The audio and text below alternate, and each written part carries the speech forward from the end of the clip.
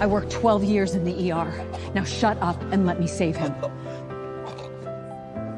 10 minutes earlier, an annual charity gala was underway in an old church in Atlanta. Catherine Reed, a wealthy socialite, stood in the center of the hall in an expensive gown, basking in everyone's praise. She had donated $200,000 that evening. Just as the pastor was about to thank her, a woman wearing a worn coat walked into the church, holding an invitation card. Her name was Hannah Cole. Her clothes were plain, and her shoes were still wet from the rain. She spoke softly. "Hello, the pastor invited me." Catherine glanced at her, her expression instantly turning cold. "Did you come to the wrong place? This is a charity gala, not a soup kitchen." Hannah was taken aback. "I didn't come here to beg. I volunteered at this church for 7 years," Catherine sneered. "Wiped a few tables and suddenly think you deserve to sit next to the donors?" Nearby guests chuckled softly. Hannah lowered her voice. "Ma'am, I can sit in the back.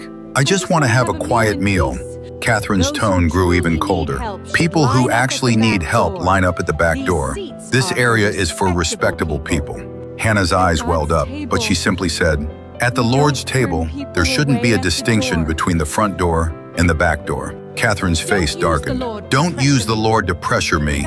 Without our donations, this church couldn't even afford to keep the lights on."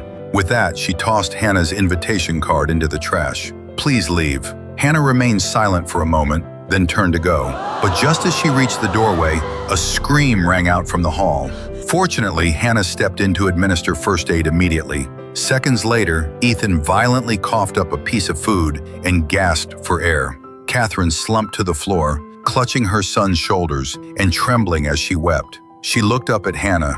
"After the way I treated you, why did you save him?" Hannah's eyes welled up. "Because he shouldn't have to pay the price for your arrogance. What the Lord taught me wasn't revenge. It was compassion." Catherine froze in place. She had just spent $200,000 to prove her generosity, yet the person who actually saved her son's life was the very woman she had driven away. If you believe that true kindness isn't about donating for show, but about extending a helping hand when someone is in need, please leave a comment saying compassion. And please share this story, because sometimes the reminder the Lord sends you is hidden within the very person you look down upon the most.